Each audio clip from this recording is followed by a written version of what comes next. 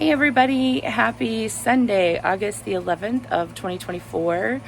Couple of tasks are going on over the last 2 days. I started this one yesterday, but I've been doing another one downstairs. It's just impractical to show you everything at one time. So the other thing that I've been doing is actually throughout the weeks, getting up early in the morning while the back of the house is still in shade and priming some beadboard and some siding. And then I let that cure throughout the rest of the day. And then actually after the sun goes down in the middle of the night in the dark, I'll go and actually put another layer of primer on, flip everything over, start over the next day. What I'm trying to do is get siding and beadboard primed and ready for things to actually go back together, which is a fantastic feeling, but you really have to be prepared for that. Oh, I just found another wasp nest. I mean, it's kind of ridiculous at this point how many we're running into. But anyways, and as you can imagine, that was actually the big holdup here. I think there were probably like 7 that I ran into. I know I went through 2 cans of spray, but luckily didn't get stung on the head this time, like one of my last projects. So I am up here on the 2nd floor balcony, which I think a lot of people don't even know exists. And I kind of love that about this space. I grew up in a house with a balcony, and it was built in 1906, I believe. And, it's just a really nice, pleasant place to hang out, even in the summer.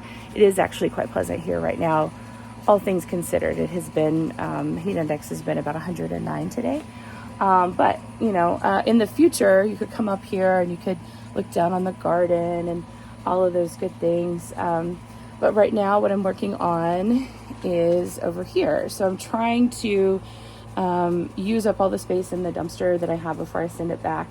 And this was kind of low-hanging fruit. I won't say it was easy because it did take me 2 days, but I did get at least this window out. It doesn't even open and shut very well anymore, but it required basically removing all of the siding around it. And as you can see, this was what I was hoping to find. So this is super exciting if I can gently get everything put back together. This was covered over with, you can see one little piece still left. And it's the ceiling of this as well, kind of this cedar mountain cabin stuff. It's very brittle and it has holes all in it, so animals would dig through it and then just nest in behind it, which is what happened in the area behind me. I'll get to that in a minute. But anyway, so they covered this over and I've uncovered it, which is good. Now this is 1 by 12. It is either a cedar or a fir, depending on kind of what you're looking at, but so very naturally insect resistant, moisture resistant. And this was a lot of the original siding that you'll see around the house. The other is the double lap that you'll also see me priming right now. I can't get this. I've been talking to mills for about 3 years now, trying to get some custom made. I had one that tried to tempt me. They said they can do it, and about a month and a half into the conversation, they're saying, oh, well, that's really hard to find. And I'm like, I know, that's why I'm talking to you. So I gave up on them because they were completely just wasting my time. They clearly couldn't do it. So we're back to square one. If anybody knows anybody who can actually make this, I have a couple more leads, actually from an old cold official that's a friend. So I'm going to try his lead and see what I can do there. Otherwise, this is it. This is what I have, and I got to try and figure out how to work with it. So as you can see, they would have about 10 inches exposed and then about a 2-inch overlap. And that give you a nice slope to just have rain drain right off of the side of the building. This also highlights some of the inherent issues that were always kind of in play here. So when my mom lived here decades ago, sorry, Mom, when she lived here decades ago, this area had always leaked. The roof had always leaked. This roof was added. And as much as I obviously hate, this whole cedar cabin business, that helped to deflect water off of this area. The other smart thing that happened is they put in some people would call it a rolled roofing. This is a modified bitumen low slope roof. So it's actually multiple layers of reinforced material that's adhered down with effectively a tar. It's not actually tar, but it's close. So, and this is honestly my love language, you guys. This is what I do on my like day job, and have been for about 20 years, which makes me feel quite old, but it's something that I really am passionate about, and so I'm kind of excited to have a little bit at my home. It's not in the best of shape, but it's certainly not failing yet. And so I can actually tie into it for now and then go back. And that's one of the beauties of these types of roofs. I've seen some of them last for over 50 years. Not something the manufacturer will tell you and warrant, but I've seen them last quite a bit, especially this is not being exposed so much. So that helps to protect it as well. But what you can do is, because it is compatible with the same types of materials, is I can go back and actually add a layer and flash this up, which is what this turn up is. It's called flashing. I can flash this up the side and actually help to divert the water away again. So fingers crossed that still kind of stays intact and we don't have any major issues. We've got a little bit of wrinkling just because the building's moving, but it is fully adhered and I'm still walking on it. But I'm being gentle. I'm not going anywhere out there because all of this railing is going to get replaced. Again, not original railing, and I don't know if it had railing to begin with or not. I've never seen any historic pictures that really document that. So this, from a historic perspective, may become the situation where you have to put on your architect hat and at least just be respectful. So I need to do a railing for safety. I need to make it respectful of the home itself. I have some creative ideas, as one does, that will make it more difficult, but hopefully more beautiful and worthy of taking care of and worthy of the house. I'm also looking at this situation. There was really no hope for this, because if you think about it, you've got a ton of water coming down here, water coming off the side of the building. It actually needs to slope towards, at least at a minimum 1/4 inch per foot, slope towards the outside of that building. And so that is where you would see the majority of water. So if I have any water leaks, this is where the water leak should happen in theory. And then what do? Go put some wood on top of it. So it really had no hope. And I'm actually debating whether the code is going to require this being here.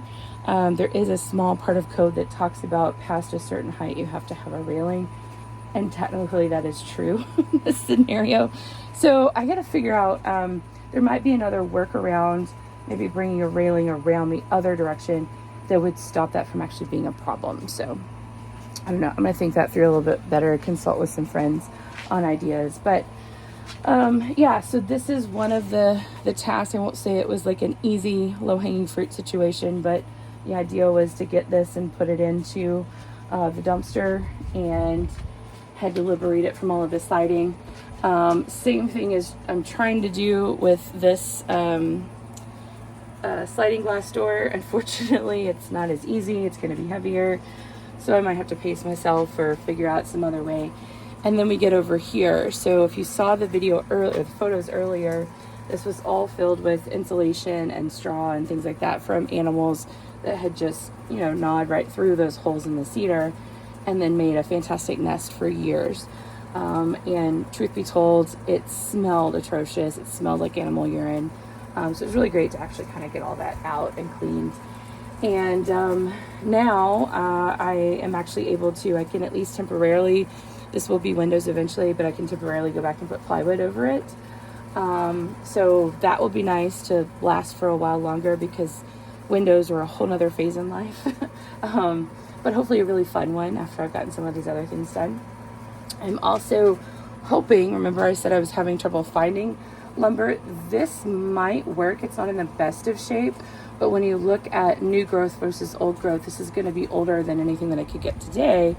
So I'm going to see if I can liberate some of this, because it might be just enough of what I need. And a window would have been here anyways. I'm going to actually be able to air barrier from the outside.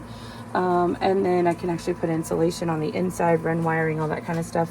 So that's a positive.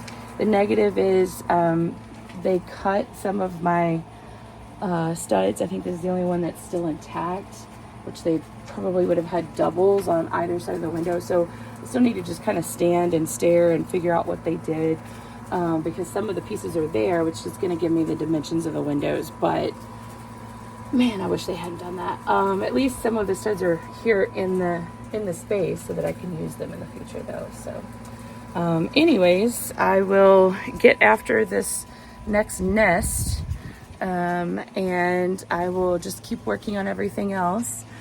I'm hoping to maybe get these next pieces of lumber down there. It's an interesting scenario. They're actually very tight into this wood, but that header is moving, which it shouldn't move. Headers don't move. They're supposed to be structural. But I think what's going on is that it's not really attached to anything anyways, because this is the most termite damaged part of probably what I've seen throughout the house.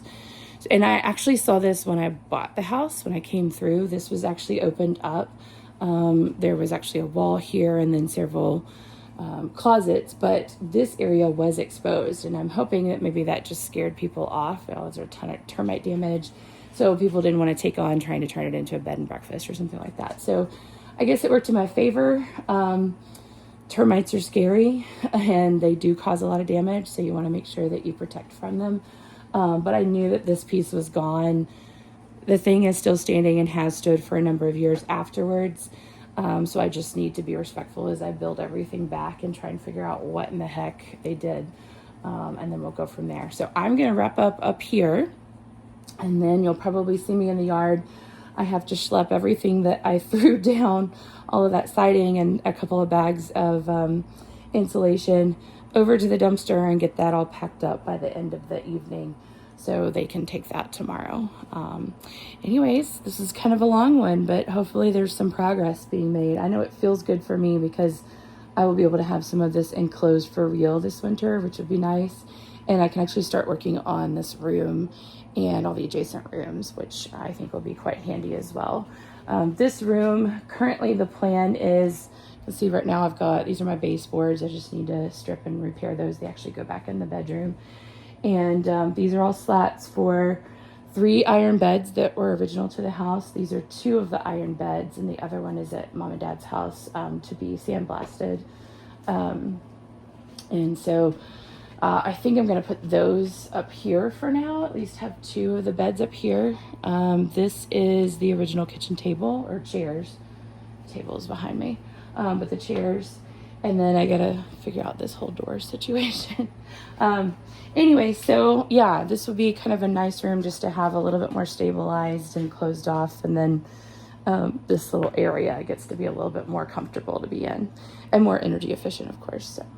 So you guys take care. Have a great rest of your weekend, and we'll talk soon.